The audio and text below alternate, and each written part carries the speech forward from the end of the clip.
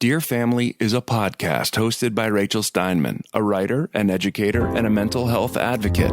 And Rachel gets us up close and personal, so we feel a strong connection, familiarity, and comfort with her guests. Dear Family will explore many angles of mental illness, including isolation, drug addiction, and even suicide. Sounds like fun, huh? Well, you'd be surprised, actually, because once we get so invested with Rachel's guests, we can actually relate to many of the issues that naturally arise during her conversations. And what often follows is a knowing laughter. So yes, expect tears of heartfelt empathy, but don't be surprised if you chuckle now and then. So settle in and join us as we search for true healing and journey with Rachel and her most interesting guests. Benjamin King is an actor, writer, and director who began his career in college when he was cast in Saved by the Bell while getting his Bachelor of Fine Arts at UC Santa Barbara. He went on to land roles on ER, Lethal Weapon, 6 Feet Under, Weeds, Grey's Anatomy, and 30-plus more TV shows and films. For the younger crowd, he's best known as Disney Channel's Pete Rooney, basketball coach and the father of Liv and Maddie. Besides being a real-life father to 2 beautiful daughters, a devoted husband, and a crazy dog lover, Benjamin is also an IBD patient. He was diagnosed with proctitis when he was just 15 years old, and 10 years later with ulcerative colitis. In 2009, after having an ileostomy for 6 months, Benjamin's diagnosis was changed to Crohn's disease. He thanks his wife Laura for taking her vows in sickness and in health to heart as they navigate the trials and tribulations of dealing with the ups and downs of his disease. People tell him all the time how he looks great, but they forget that IBD is an invisible illness, just like mental illness. He mentors kids and adults who follow in his footsteps, working hard to rid the stigma and the shame of an illness people are often too embarrassed to discuss. Anyone who is lucky enough to know Benjamin King is grateful that he's out in front, on stage and in life, cracking us all up as he helps us find the humor and the beauty before us. Hi, Benjamin. Hi. I really call you Ben or Beej. Yes. That's my nickname for you. Yes. So happy to have you today. It's my pleasure. Thanks for having me. So I want to tell everyone a little bit more about you. Go for it. So you met my husband Todd at UC Santa Barbara. And Day one. And you guys immediately became best friends. Yeah, it was more like second one, okay. Or within the first few minutes. He and our friend Jeremy Plager, who we all refer to as Yoch, were roommates. And I, because I'm the product of neurotic parents and a bit neurotic myself, moved in the day before. So I was like, they're like, oh, you can move in early? Let's do it. I was like the only person funny. in all of the FT. I love it. Just me. And I was like, I had a little bit of a breakdown. I was like, I'm in college and I'm all alone and I'm never going to have friends. So the next day, everyone moved in. And as they were doing their thing, I was sitting in the lobby. We didn't have access to the internet or any of that stuff. And right. So I was watching football games and Yoch and Todd walked down. And they walked down from their room and they're like, hey, you know the score of the Raider game? And I said 10-6. And I looked at them and I said, do you guys ball? And they're like, yeah. And 5 minutes later, we were playing basketball. And you guys were best friends ever since. You also were the best man in our wedding. Yes. And you're an honorary uncle to our daughters. And they call you Uncle Beej. And so what people might not know by looking at you, because you're really tall, you're 6'3", maybe 6'4". 6'6", 3.5", something like that. Yeah. If I'm auditioning for something and they ask me how tall I am, I say 6'3". Okay, because great. No one wants super tall people because I'm always out funny. of frame. That is so funny. But I think I actually might be 6'4". Okay, so you're tall and you're a former high school football player. Well, I mean, yes, I put on the uniform. Okay, all right. Well, we'll say I love it. Right, yeah. And you love professional team sports and you love just athletics. I do. But you're also incredibly in touch with your feelings and kind of like a big teddy bear. And you're the only man besides my husband and my dad and my brothers who, when I hang up the phone, I say, I love you too. And sweet. I knew I loved you when I started dating Todd and we were in our mid-20s. When you agreed to come with me to your first yoga class at this very difficult studio in Santa Monica. And for those people that know, it was a Steve Ross class, and he is known as one of the most difficult teachers. And I don't think I ever have seen anyone sweat more as you were in triangle pose. Sweat was just dripping off your nose as you were pouring. Which, and then he's like, okay, now pair up. And I'm pairing up with like basically the best looking. Giselle. Right. Yeah. Because that was Santa Monica. Exactly. Might as well have been. And I just loved that you agreed to come with me. And then when you agreed to visit my kindergarten classroom to workshop a fairy tale we had been discussing in class, the deal was just sealed, because our plan was to have a classroom of kindergartners act out the different characters, but we just hadn't accounted for all the chaos that would ensue. Such chaos. And because we were talking about jobs and your job as an actor, we thought, okay, well, we have to show kids what does it mean to be an actor. So what ended up happening was all the kids formed a circle. You went in the center of the circle, and they just threw out different animal names, and you acted them all out. I did. And you didn't just act them out like half-assed, you fully gave it. Hey, listen, BFA in acting means exactly. I took a movement for the stage class. I wish I had that on video. Oh, me too.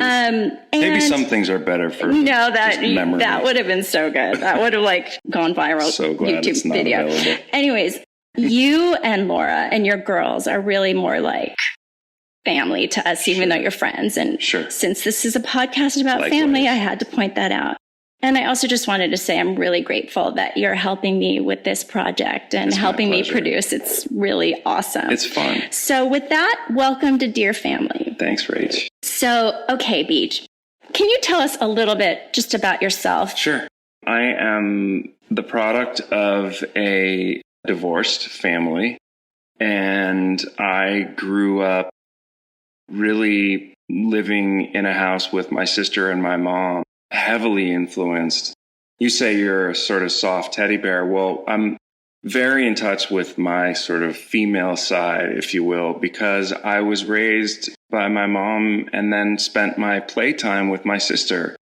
And I would see my dad and my stepmom and that family, my stepsister and stepbrother, every other weekend until about ninth grade when I moved in with my dad. My mom was sort of bouncing around, and I think it was a collective decision that the best thing for me to move in with my father. But I also know that it wasn't easy, and I know that I carried with me for some time a certain degree of guilt almost by leaving my mom. It actually felt, and I've talked to her about this, it felt like, looking back, like I was going through some sort of a divorce.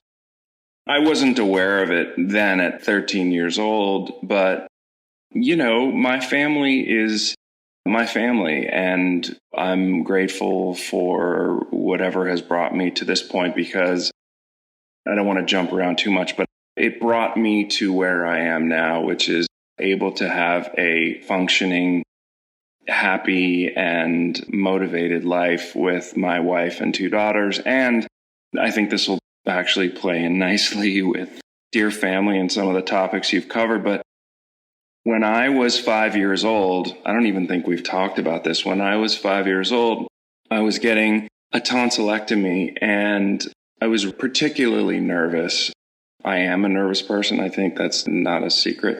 I don't think I walk around like terrified, but I'm definitely prone to my anxieties. But as a kid, I didn't understand. Like, I just imagined these giant scissors going into my throat and cutting out a part of my body. And it literally, like, I came undone. And I think one of the best things, my mom's done a handful of really great things for me over the years, but one of my favorite things that she's done for me is introduce me to her then psychiatrist, who was probably, you know, right around 40.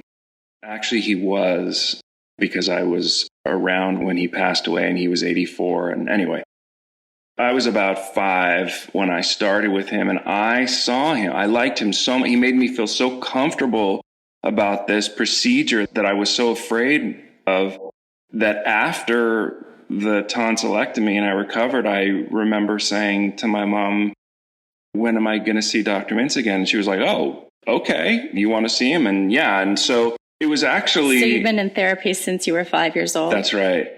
And 42 years, and no one would know. So your mom was very forward thinking, obviously, and you grew up in Los Angeles, just so. I did. I grew up in LA.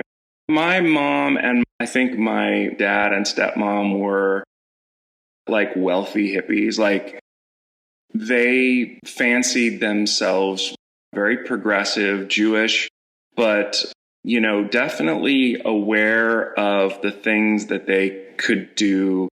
Like we used to play this game at my dad's house called the Game. I don't know if you've ever heard of this thing. Yeah. But it was basically like, okay, let's play a game. And we would all kind of think that we were playing Monopoly, but it was really like you go around and you roll the dice and it would be like, what's the thing you were most worried about today? You know, and we thought it was a game, or at least I did, but it was really like, let's sit around and talk about our feelings. I'm sure it was recommended to them by their therapist or whatever, but I should play that with my kids. Well, I like that. I wonder if you could find it. I don't know if your kids you can't just roll a dice and say. No. There's actually a game called the Game. Okay. But just to sort of wrap this up, I got really involved. I did play football, but I was nowhere near a success. I was a backup quarterback, and I remember just being terrified when I was asked to go in, maybe even like feigning injury so I didn't have to when I was a freshman. I did play varsity and that was fun. But when I sort of migrated towards the theater department towards the end of my sophomore year is when I really found my home. You know, theater, we welcome all comers, and theater's filled with the wacky, fun, nerdy, everything people. And I just felt, I was like, oh my God. And people like lying, you know, like sitting on couches and like hugging. And I was just like, this is where I need to be. And then I thrived. Things haven't changed. No, things have not changed. Yeah. So I then began my acting career in high school. I don't think I've worked harder than my senior year of high school. I was in 3 shows with leads, like really big shows. And you went to Beverly High. I did. I went to Beverly Hills High School, and I was driven to just be on stage. Like there was nothing like it. It was you found your calling. Certainly, yes, my calling. But I think there was an element to it that like I was just, you know, the light bulb moment, or the bombardment of these chemicals that washed over my brain that was like, this is where you need to be. That's so awesome. And I just sort of never looked back in terms of what I knew I wanted to do. Now I'm writing and I've directed and happily married to a woman who puts up with all my shit. And not to mention gorgeous. Hi, Laura. Hi, Laura. She's pretty hot. And we have 2 great kids, and we're, you know, there isn't a day that goes by that we don't say we're so fortunate. And that's so amazing. That's really awesome. So can you tell us what it was like growing up with a grandfather who was an incredibly huge business magnate? My mother's father was a real rags to riches American dream story. He bought a car, a used car, drove it from New York to California, and sold it for basically, fixed it up a little and sold it for double what he bought it for. And then got another car and did the same thing, blah, blah, blah. And then before he knew it, he had a used car lot with a partner. It was called Klein Foreman Motors. Eventually, he had an opportunity to purchase his company, National General, purchase the San Diego Chargers. He and his partner, Sam Schulman, they also started the Seattle Supersonics basketball team. Oh. And he really took to the football side of things and bought out his partner. But all during those years, I was just sort of the little shit running around and like bugging players to like play catch with me or whatever. And for me, it was normal, but it was so not normal because we just were exposed to things that people aren't exposed to. Like I just remember climbing onto Barron Hilton's private plane. He was the original owner of the Chargers and sold it to Papa, my grandfather. And not really thinking twice about being on a private plane and not ever like asking about it, just driving to was all you knew. Some sort of airport and then flying down for a Charger game and coming home. You know, I think there's a lot of great things that come with opportunities like I had, and I just soaked it all up. There were a lot of hardships in my life that Dr. Mintz was my psychiatrist, really kind of helped me through. But this, for me, was the ultimate escape. Ben, do you or a loved one suffer from any form of mental illness? That's a great question. I probably knew that question was coming. I would say that I've been through a lot physically, and we'll get into that. Yes, we're going to talk about that. I think I have a little bit of post-traumatic stress, not just from what I went through physically, but I think my childhood was really chaotic, and we can talk about more of that going back and forth. And, you know, look, there was no playbook my parents had. They did the best they could, I think. But yeah, I think I have anxiety. I also think that my mother is an alcoholic because of some mental illness that she has that she found she was able to quell with the bottle, and she turned to drugs too. And so, yeah, I would say that there is a good deal of mental illness in and around my family, sure. I want to know about the first time that you recognized that there was something wrong with you physically and what the road was like for diagnosis or to diagnosis. I remember I was 15 years old and I wasn't in any kind of pain.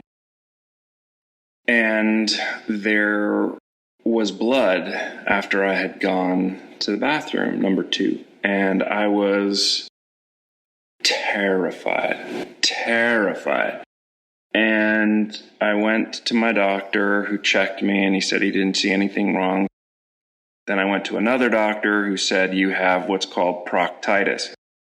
Proctitis, I learned, was inflammation and ulcers at the very end of my colon, right near the opening to my butt. And I think I handled it well, just in that I was able to compartmentalize.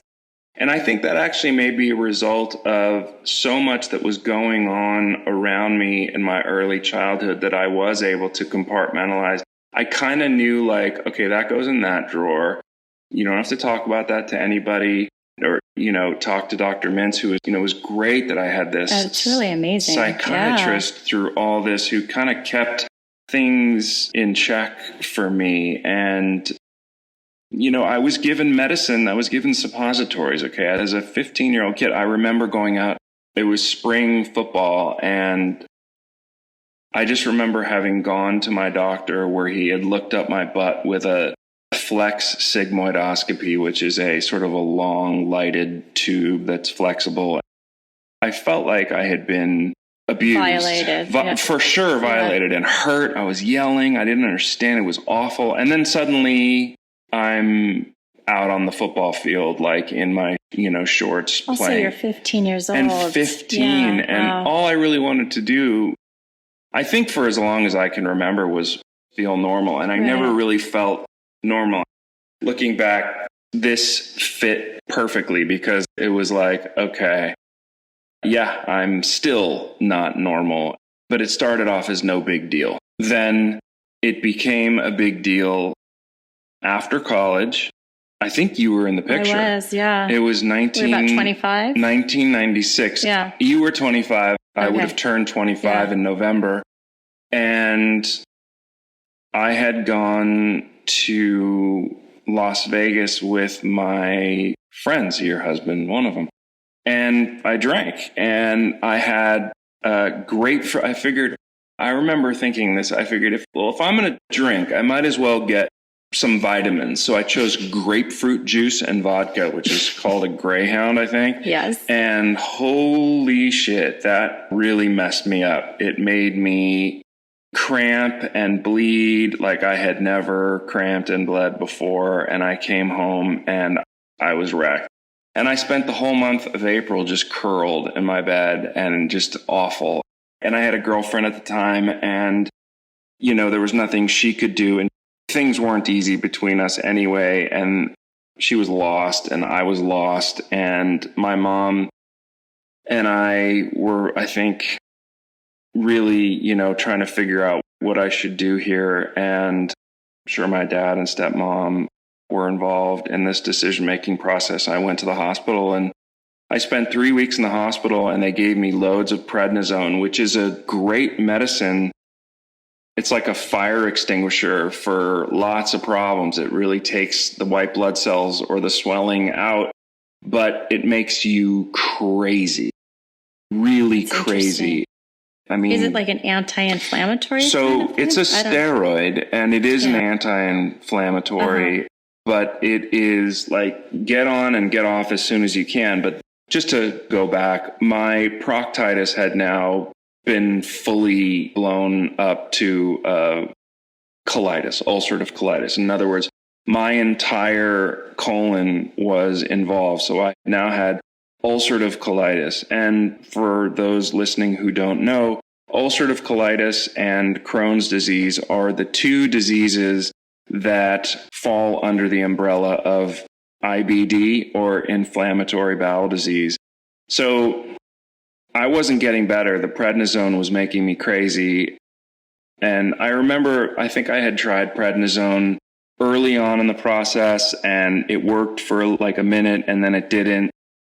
And, you have that moment of, oh, it's going to be better. I mean, it was a roller coaster. And then it was failing miserably. And we had a surgeon, and we scheduled my colectomy to have my colon removed in 1996. And at the last minute, I was saved by a drug called cyclosporin, which is a medication that they give to people who have received transplants, to basically tell the body, much like prednisone, back off. This is not an invader. This is not a problem. We want to accept this organ. And basically my organ was acting like it was an alien invader. And my body, for some reason, was sending these white blood cells like an army.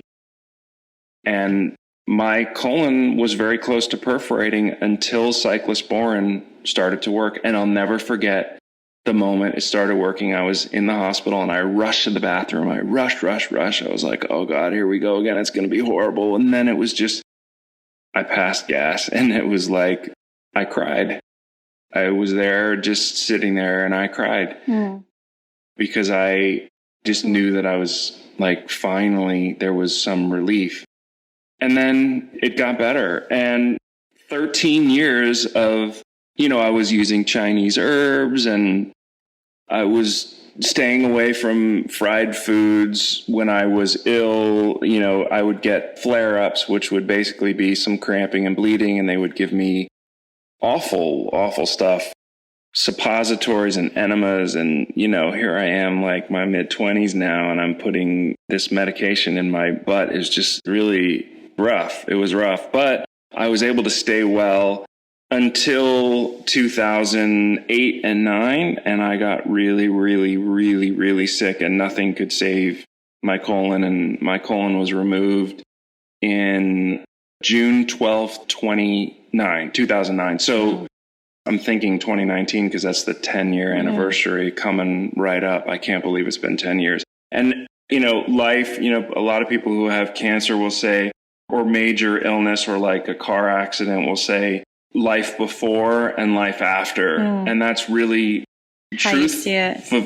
Truthfully, for me, that's kind of how it's been. It's not easy to live without your colon. So the cure for ulcerative colitis, in theory, is removal of the colon. However, I kept feeling pain. I wasn't bleeding, but I knew I wasn't right. And people kept telling me, no, you're fine. This is how it is. And finally, I found a doctor, Dr. Bill Sanborn, down at UC San Diego. He was at the Mayo Clinic. My dad and I flew out to the Mayo Clinic to get myself checked by the best of the best. Then he moved to San Diego, and when he was in San Diego, so my second visit with him, second or third, he did a scope under anesthesia, and I woke up and he said, I'm sorry to say this, but you have Crohn's. So the difference really between Crohn's and colitis is Crohn's affects anywhere from your mouth all the way to your tush. And there can be areas of disease with patches of healthy tissue. And it can affect all 3 layers of tissue, especially in your colon. It can be very dangerous if it's unmanaged. So this is a lifetime now I will have of talking about this situation. And as you know, it limits me to, like, I really like to use my own bathroom. It's very hard to be at like a club, not that we go to clubs, but if we meet up at a bar, you know, who are the first people out? It's Laura and me. And, you know, it limits my life, but man, I'm so grateful that that sick organ is out of my body. And this is crazy, but I actually wanted to know what my colon looked like. And I didn't think I'd be able to. I figured it was like in the trash somewhere. But when I was checking out of the hospital, I said to my nurse, I had the best care at Cedars-Sinai here in LA. And I said to my nurse, do you think there's any way I could actually see my colon? And she's like, you want to see your colon? And I said, yeah. She's like, yeah, we can set it up. And I was like, whoa. And she left. She's like, let me check it out and I'll get back to you. And she left. I was like, holy shit, I'm going to see this thing that was like inside of me for so long, like just destroying my life. And just before I checked out, they brought me through the pathology lab, which is, just imagine like a Frankenstein kind of a place, just like jars of things. Yes, exactly. Yeah. Jars of, and I just made like a point to try to look down, but I couldn't help. I was like looking around at all this crazy shit. It was nuts. That is like kind of a horror scene. It was nuts. Then there was like this little hallway, and I was still pretty beat up. You know, I had 3 or 4 openings in my stomach. I had an ileostomy. I had really been put through major trauma. And I remember the doctor, pathologist, before he went to go get my colon, he said, here's a wheelchair for you to sit down. I'm like, I don't need to sit down. He's like, do me a favor and sit down. I was like, okay. And he thought you might pass out? Well, he came out and he like revealed like it was pheasant under glass or something. And it was like this blue tissue paper. There's like music. Honestly. And he pulled up my colon and I was like, I know why he asked me to sit down. I get it. Like blood rushed out of my head. I couldn't believe it. But what I did know was that could no longer exist in my body. It looked like a bomb went off. Now, there were parts where the doctor had to like cut in and send to get samples to get tested and all this stuff. But it was also, for me, I got to see where all the ulcers were.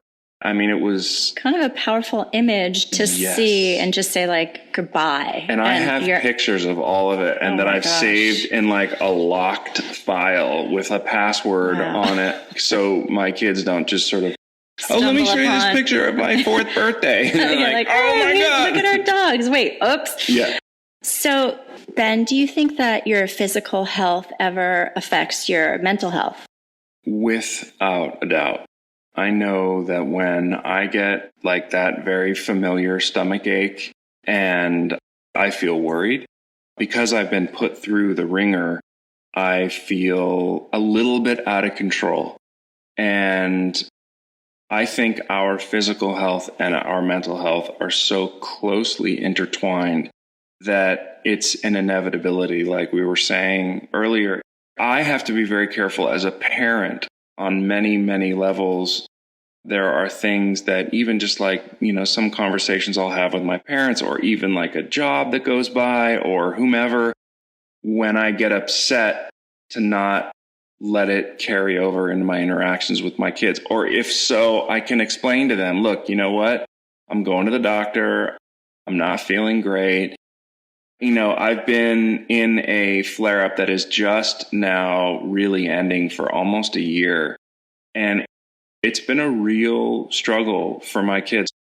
It just kills me to think of it. But Morgan said to me, when are you going to get better? When are you going to get better? And I think that's as much concern for my health as it is, when are we going to get Dad back? Absolutely. Because as I say all the time, we're only as sick as our secrets. And you can't take care of a wound if you don't recognize it, right? You can't Right. stop bleeding if Right. you don't look down and Address see that you are bleeding. Sure. So sharing your secrets is the first start. Mm-hmm. Okay, so in Brene Brown's book, Daring Greatly, Love her. Love her. She's her. so incredible. She says that courage is contagious and that when you are being vulnerable, you're being brave.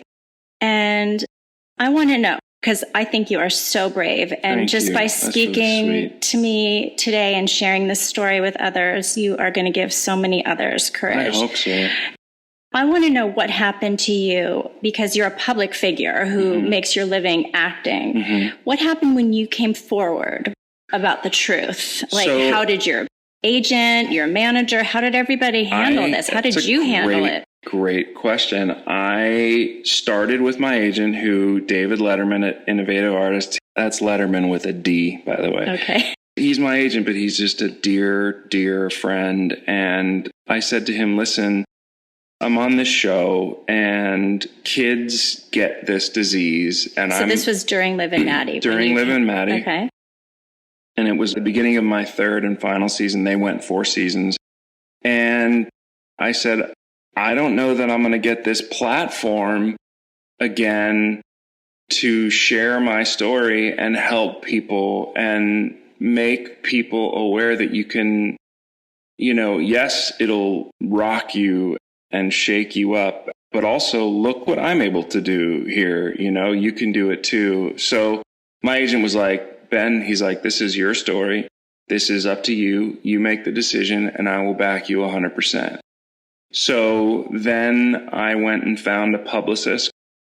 Oh, actually what I did was David set up a meeting with the top brass at Disney, did the Disney Channel, because I didn't want to do anything that they would be opposed to. But how could they be opposed? You never know. But how could they be opposed to a guy who's on their show opening up about a disease that kids get? I mean, I had a 6-year-old cousin it is genetic, who had her colon taken out at 6, and the parents are messed up from this just as the kids are. So we sat down in a room with Adam Bonnet and Gary Marsh, and actually, I don't know if Gary was in the room, but Judy Taylor, who's the head of casting, and we all sat down and they were like, Ben, anything we can do for you, we will do. You go and you're on a mission. And I felt like, that Adrian moment in Rocky where she says, win, Rocky, win, it was like, okay, I'm going to go do this. So I hired a publicist and I went on a kind of a little publicity tour. And I was on the cover of the National Institutes of Health magazine, which was like in every doctor's office everywhere. And I was on a couple family morning talk show, and I think it was called Home and Family. And I didn't know what to expect. I was like, this could go either way. And my career, it could be a situation where no one gives a shit, or it could fall somewhere in between. And I think the somewhere in between, I do have a career, but it's different. And I think it's different for a lot of reasons. The climate's different. That's a whole other story. But I can't tell you the number of emails that I got through my public Facebook page and now Twitter, direct messages from parents and kids alike who have thanked me and who have questions for me. I mean, if you're given an opportunity to help, that's just like the ultimate drug. It's the best feeling there is to be able to provide some hope. And I've worked with support groups, and for me, it's been awesome. It's been awesome. It's so great because you're helping others. You're letting them know they're not alone. And selfishly, in a weird way, it kind of helps you, right? Oh, there's no doubt. Yeah, there's right? no doubt. Yeah, You get like a boost, like a true boost after Yeah. I hang up with Yeah. someone whose kid is sick. And support meetings, Right. I've facilitated support groups where just hearing, like you say you're not alone, but like just hearing that there is some sort of a road that's carved out there right. And then you. they look at you and they see, oh, here's Ben, who has a great family life, tons of friends, and is doing great. And, you give hope. That's for why, others. that for me is why I'm thankful every single day. And so that leads into what advice you have for people who have IBD or are caring for a loved one who has IBD or another chronic illness, just like. Well, first of all, I would say you never really know what it's going to be like until you go through it.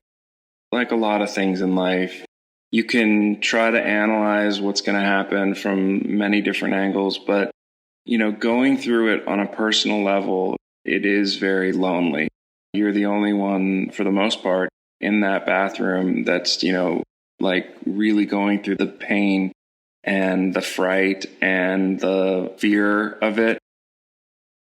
But I would say, if you can, it's interesting. I just got a note from a friend who wants to start a support group in upstate New York in the Hudson River Valley. And I'm such a proponent of that because it helps so much to talk to people who understand your language. And, what happens is you laugh when you're telling these stories. They're horrible stories, but it's like, oh my God, yeah, I went through that. I experienced that same thing. And oh, my doctor was such an asshole on the same thing and da-da-da-da, or whatever it is. It's very comforting to know that there is a community. So I would say try to find a support group or maybe talk to your doctor about other patients that might be interested in talking, because I think talking is healing. I learned that when I was 5 years old and, ask a lot of questions. And I also think it's really important to have an advocate with you in the room while you are going through it, so that every time your doctor comes, because there's a lot of medications that are on board. And, I used to freeze up when my doctor came around. He was kind of a jerk and he was really scary. And I would freeze up. So I had people with me asking the questions that were meant to be asked that I couldn't forget. And ask all the questions you possibly can. And no, there's not a cure for Crohn's. There is a cure for ulcerative colitis. It's a difficult road. But look, I live as full and complete a life as I could have ever hoped for. I travel, I work, And when I look, I know you basically, since you were dealing with this. Yeah. Yeah. And early 20s. Early 20s. Mm-hmm. And that is not something that I think of when I think about you. That's great. So. And along those lines, it's very easy to identify yourself as a sick person. And I would really strongly advise against that pull, that feeling that you have where, I'm You're a not sick your kid. disease. You're not your disease. You're not your disease. And I think that works for mental illness too. That's definitely a big thing to discuss with mental illness. Yes, for sure. And the trauma is real. And talking with friends, it's so funny because, all of my friends give me, shit about it. Like they really, in like the best possible way, they laugh about me, with me, to me, chanting bloody stool at friends' Thanksgiving, but those are the things that really lighten the mood. Now, I'm a particular person. I love like raunchy comedy. Right. And, I think my husband probably gives it the most. Yeah. Todd is a great Todd takes giver. the line and jumps over it. There is no line with Todd, but that's what's so lovable about him. So I do think that laughter is great, but open up to the right people. Was my point. Right. Find someone you can really. That's really important advice to say, to bring have an advocate, because I could see somebody out there going through this and feeling really shamed by it and not wanting to bring someone in with them. Sure. And I'm just so grateful to you for sharing your story, because sweet. I think that will inspire others. Shame is a big part of what this disease is. It's like, it's not bad enough that we have to suffer. You're going to throw in the fact that it's our anus and rectum and bleeding and poop, all the things you don't want to talk to anybody about ever. I would much rather have gone through my life never talking about it, but anyone who knows me knows I'm an open book when it comes to that stuff. And look, there are times where, I was a little uncomfortable just now saying all that because I know that there are going to be so many people listening, but I have to work continually to remind myself, look, you want to help people and you can help people. And ultimately, I have had friends who have been basically referred to me by doctors or other people who are sick with this. And we end up helping each other. And I'm sure that when they experience help that I'm able to give, they are then set on a path where they're going to help people. So pay it forward is a huge, huge thing. Now, I'm going to tell you just a really quick story about, this is crazy, but one of my favorite Chargers is named Rolf Benershka, and Rolf was a kicker, and I was allowed to hang out with the kickers because the kickers, all they did was kick footballs through there was no real danger.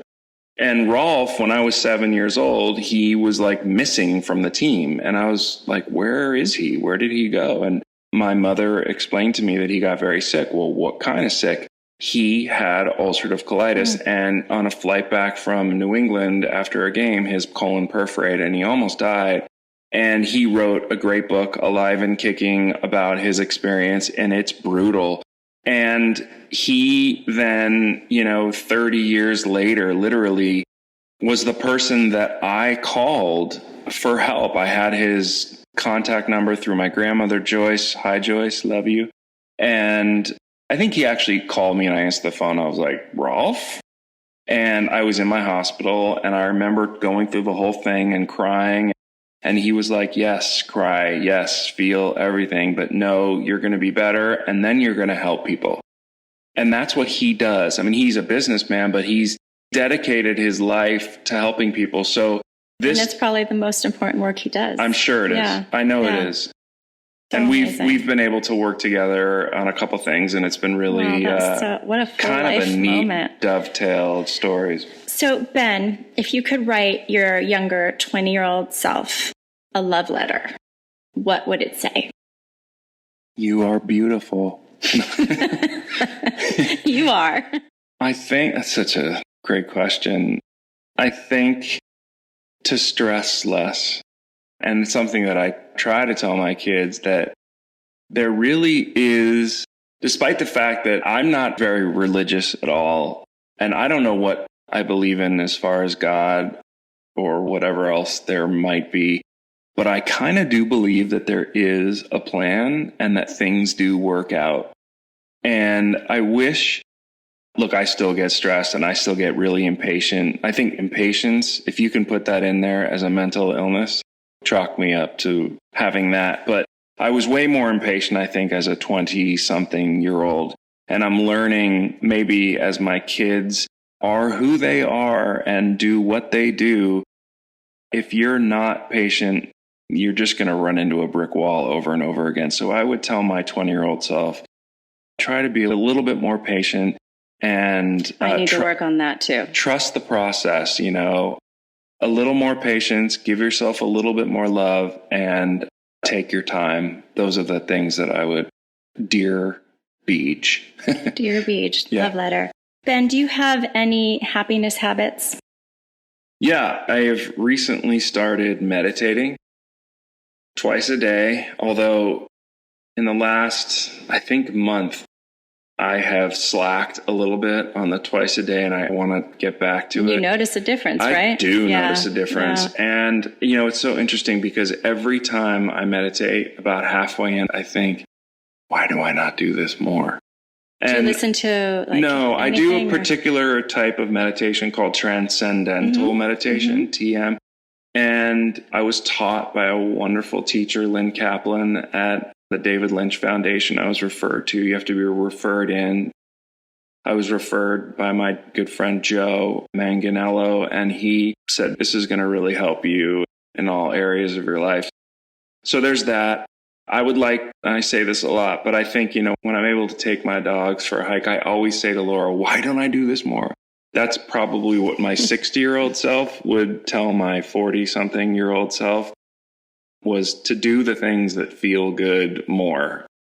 I love that. Where can the listeners find you? So my Twitter handle is at Sir Benjamin King, and my Instagram is at Sir Benjamin 213. For our listeners that want to laugh, your Instagram stories are always great. Thank you. I'm really kind of having a lot of fun with those Instagram stories. I'm trying to. You're like the perfect character for it. It's so much fun, and I do it with my daughter. With the dogs, we have one that's going to come out that we're planning one.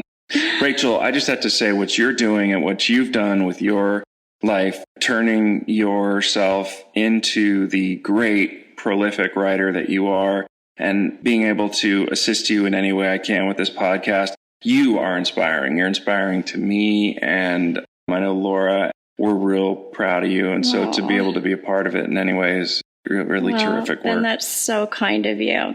I just really want to thank you so much for being my guest. And I want to say this again, just so you really know that your bravery for coming forward about something that could sound embarrassing and shameful is not. And I love that you have a sense of humor about it, because you're teaching us all to kind of, understand it and look at it with like open eyes. And that's really sweet. So, thank you for being a guest. And I love you, Ben. I love you, Rachel. All right. Take care. You too.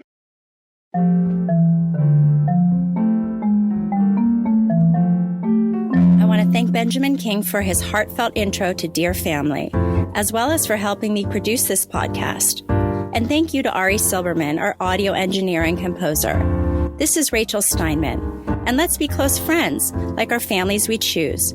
For more information, or to contact me with any questions or comments, please check out rightnowrachel.com. That's right with a W. Thank you for listening, subscribing, and sharing Dear Family. Until next time, I wish you love, happiness, and good mental health.